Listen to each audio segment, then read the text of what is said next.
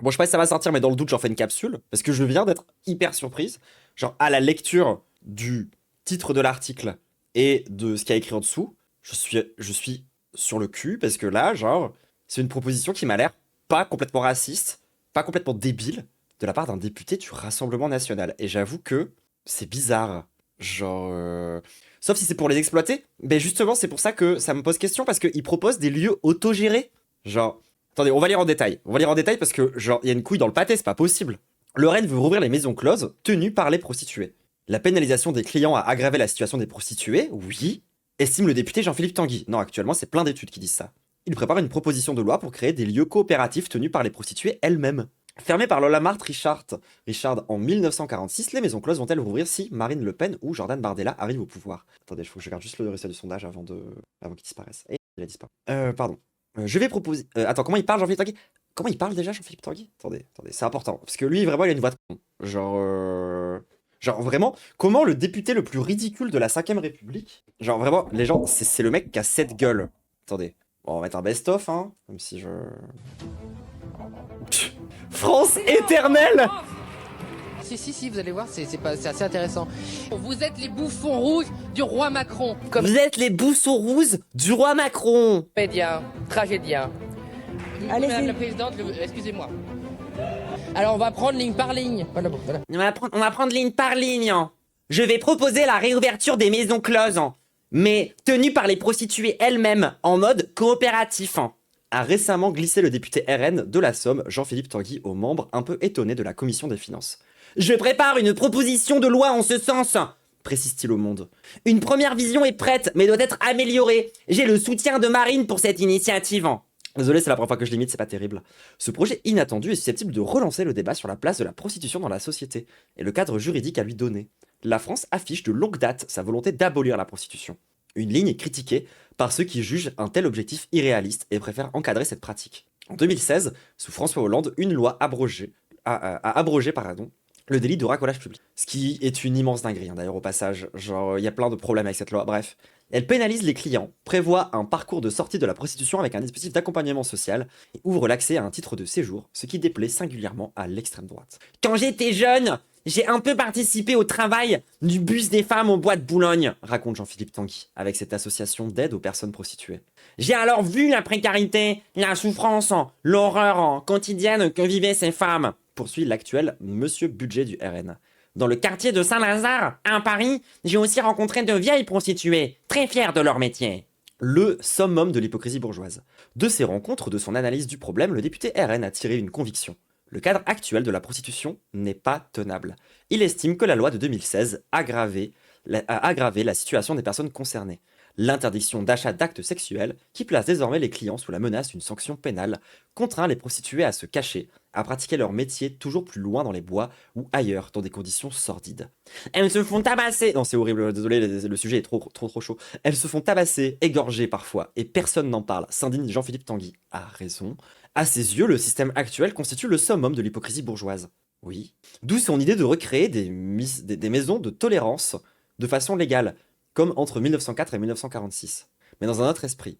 Pas question pour le RN que les travailleurs et travailleuses du se retrouvent sous le joug de proxénètes.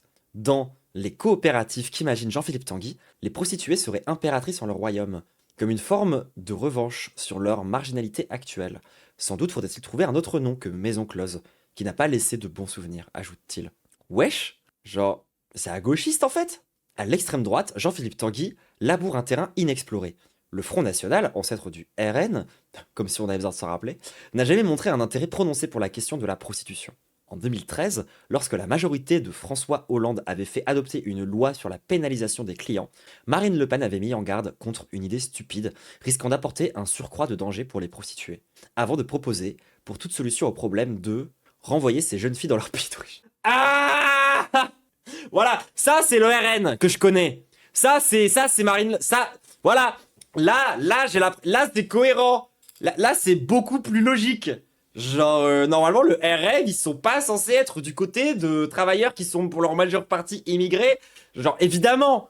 Genre, là ça ressemble. Là, c'est le RN que je connais. Et de mener une lutte à mort contre les réseaux mafieux étrangers. Oui, bon, c'est atypique, hein. Genre, il faut-il tuer Ce à quoi la police s'attelle déjà. Oui, en plus de ça, hein, enfin je veux dire, la gauche va se faire doubler, problème, ils vont imposer leur vision des prostituées bien blanches avec papier et auto-entrepreneuses. C'est ce qui me fait peur. Moi, ce qui me fait peur, c'est qu'ils veulent avoir une visio, genre quasi raciale, du délire, où ils sont en mode, quitte à ce qu'on ait des putes, autant que ce soit les nôtres. Mais, enfin, genre, si c'est pas ça, et si c'est vraiment, genre, autogéré par des putes qui sont aujourd'hui, littéralement, dans la merde, parce que proxénète, etc. et tout, enfin, je suis en mode, bah, c'est techniquement une proposition progressiste, enfin, genre... La sécurisation des prostituées, c'est la position de Marine Le Pen depuis très longtemps, assure le vice-président RN de l'Assemblée nationale. Non, elle, à la base, elle veut surtout les rois de leur pays, quand même, arrête d'abuser. Sébastien Chenu, qui connaît plusieurs militants d'un réglementarisme comme l'animateur. En fait, moi, ce qui me fait peur, c'est que de la part du RN, chercher à régulariser des prostituées, c'est peut-être pour vraiment les fliquer. Dans le sens où c'est vraiment littéralement pour jeter sous le bus toutes les sans-papiers. Et genre, de leur part, ça m'étonnerait pas. De prendre celles qui sont le moins dans la merde et les plus blanches et les mettre genre en avant pour ensuite en l'air, genre bah, toutes celles qui sont vraiment en galère. Le plan, autoriser les maisons closes et les taxer à mort pour qu'une partie du fric soit déclarée et remis à l'État, puis sanctionner les travailleuses qui n'ont pas la chance de trouver leur place dans des maisons closes, j'imagine. Bah oui, et en même temps, si les maisons sont vraiment gérées par les prostituées elles-mêmes et qu'il n'y a pas de patron, genre, je peux pas faire confiance au RN en fait. C'est là où, genre, il y a forcément anguille sous roche. Comme l'animatrice Brigitte Lahaye ou le responsable du syndicat du travail du Stras, Thierry Schaffhauser, par ailleurs militant écologiste. Tous deux ont été conviés par le groupe d'études de l'Assemblée nationale sur la prostitution, lorsque le RN en avait la présidence, assumée par la députée des Pyrénées-Orientales, Anaïs Sabatini. En interne, la proposition pourrait toutefois heurter les élus catholiques conservateurs animés par l'ordre moral.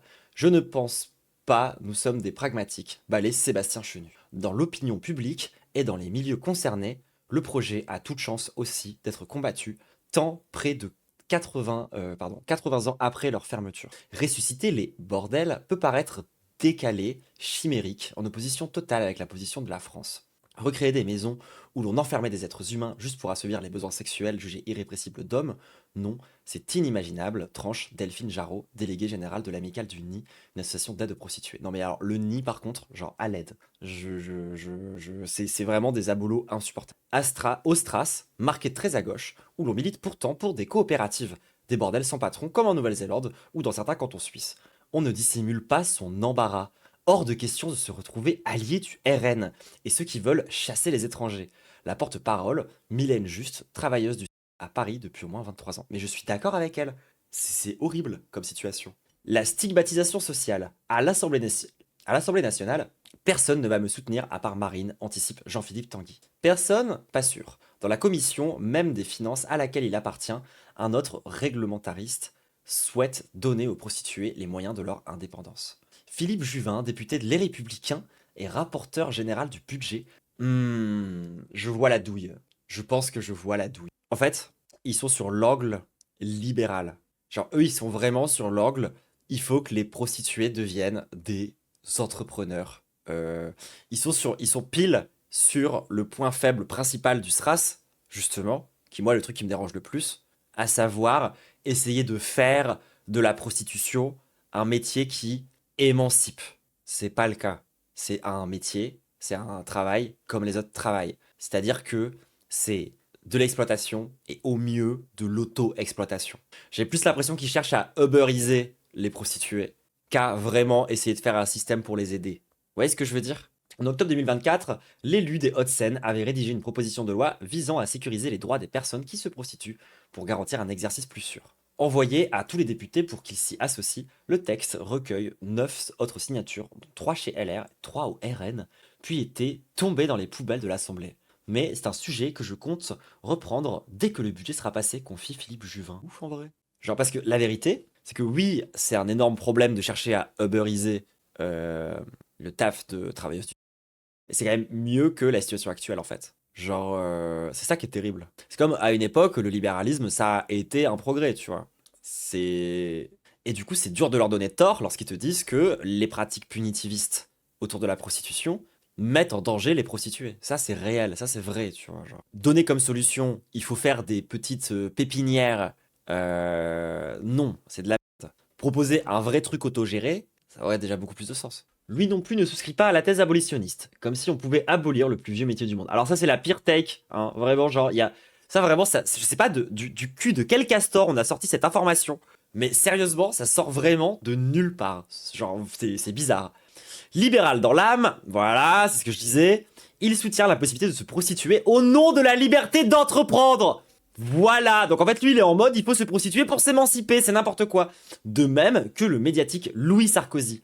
Aujourd'hui, mais oui, mais voilà, mais bien sûr. Genre en fait eux ils veulent autoriser la prostitution au même titre qu'ils veulent autoriser de vendre ses organes. Parce que business is business, exactement.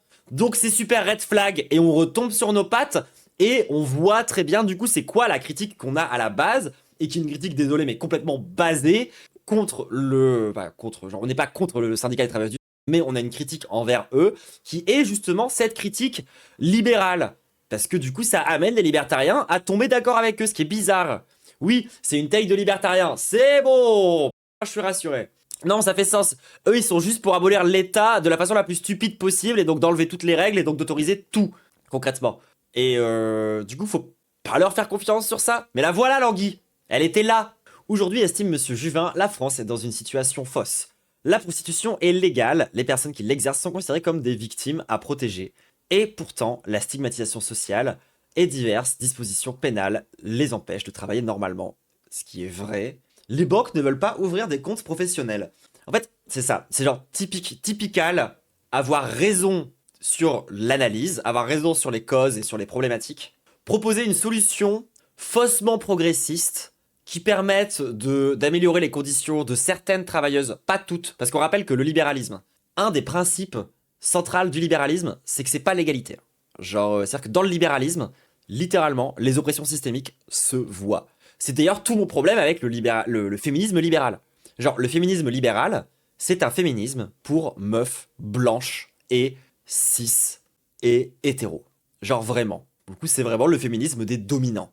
Et c'est pour ça qu'on dit que le positivisme, idée de con, parce que ça va toujours s'abattre beaucoup plus violemment et beaucoup plus fort sur des personnes minorisées. Genre sur les femmes trans, sur les personnes racisées, etc., etc., etc. C'est pour ça que le libéralisme, c'est un problème. Et c'est pour ça que de tenter le féminisme à la girl boss, exactement. Parce que en fait, typiquement, le concept de girl boss peut avoir l'air sur le coup féministe, mais en fait, c'est juste une intégration des femmes à un système profondément capitaliste, patriarcal et raciste. Et donc un problème, parce que n'est pas girl boss qui veut, et si à la fin tu fais les comptes, et bah les girl boss, c'est soit des meufs blanches cis et hétéros, soit des meufs qui se rapprochent très fort de cette méta actuellement. Et donc un PB, parce que ça finit pas par créer plus de femmes émancipées, ça crée surtout plus de patrons, hein, concrètement.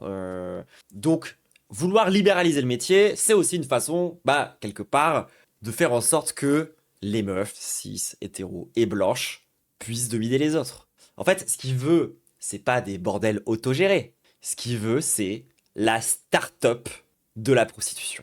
Et ça, on est plutôt contre, concrètement. C'est une critique, moi, que j'ai concrètement de certains avis un peu délulus sur la question de la prostitution. Et en l'occurrence, elle est là, l'anguille. Déjà, le fait que lui, il est en mode faire référence à des vieux trucs, généralement, c'est un peu red flag. Mais le fait est que, exactement, ils veulent uberiser la prostitution. Et ça, par contre, c'est vraiment, vraiment de la giga merde. Parce que pour le coup, ça va mettre toutes les prostituées les unes avec les autres en concurrence les unes avec les autres. Ça va créer du coup des dynamiques de merde. Il faudra faire des trucs de plus en plus hardcore. Toutes les dérives traditionnelles du libéralisme et de la mise en concurrence des individus. Typiquement, genre, ça va pas créer plus de solidarité en fait. Au contraire, ça va créer de la compétitivité, ça va créer ça a un objectif aussi de destruction, je pense, d'une certaine forme de solidarité que tu peux avoir aujourd'hui entre les différentes prostituées pour pouvoir justement avancer par rapport à ça. En tout cas, si. Là voilà, on est en plein dans le red flag. Genre, on est dans le pourquoi ça va pas. Genre, eux, ils veulent, encore une fois, autoriser la prostitution de la même façon qu'ils veulent autoriser le fait de vendre ses organes. De la même façon qu'ils aimeraient bien pouvoir autoriser le fait de vendre ses enfants. De tous ces trucs-là, tu vois. Genre, par libertarianisme complètement dégénéré. Donc on n'est pas avec eux sur le coup. Les banques ne veulent pas ouvrir de compte professionnel. Le simple fait de leur... Ça c'est vrai et c'est un immense problème.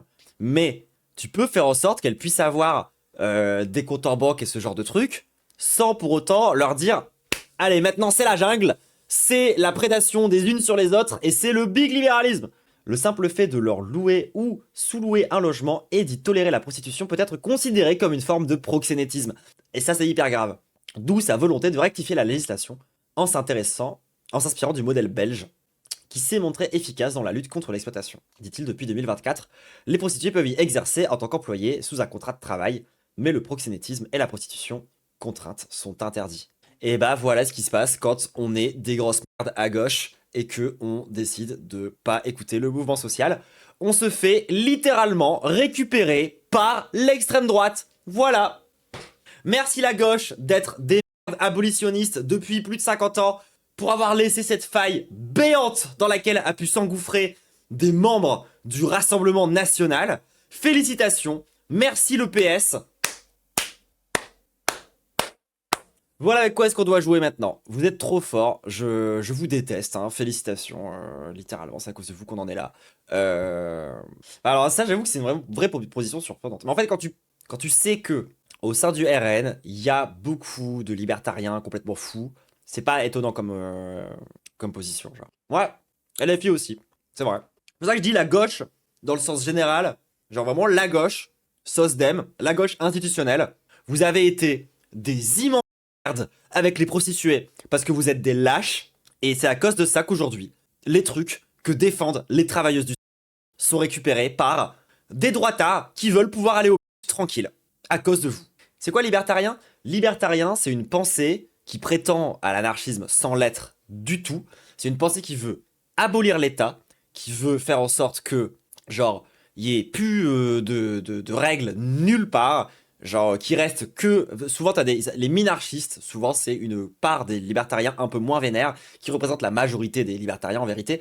Les minarchistes, c'est des gens qui veulent tout supprimer de l'État, sauf le régalien. Donc, à savoir, la justice et la police. Ils veulent garder vraiment que les pires trucs, et ils veulent virer tout le reste, pour faire en sorte que, du coup, on soit libre de tout. Genre, si t'as envie de te couper ta main et de la vendre sur le marché, ils sont trop chauds. C'est pour ça, typiquement, le dirigeant libertarien le plus connu, c'est, si je dis pas de bêtises, Jair Bolsonaro.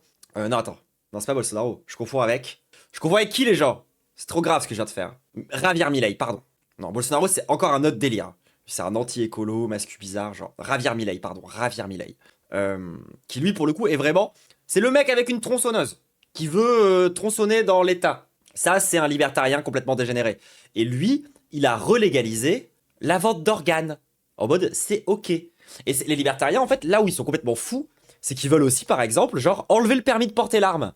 Pas pour interdire les armes, pour que n'importe qui puisse aller s'acheter une arme comme ça. N'importe quelle arme. C'est-à-dire qu'eux, ils sont vraiment pour tout dérégulariser. Mais tout. Y compris les trucs les plus red flag. Genre, vous voulez des... Exemple, très très bon exemple. Est-ce que vous avez entendu parler des... c'est comment? C'est les Augmented Games?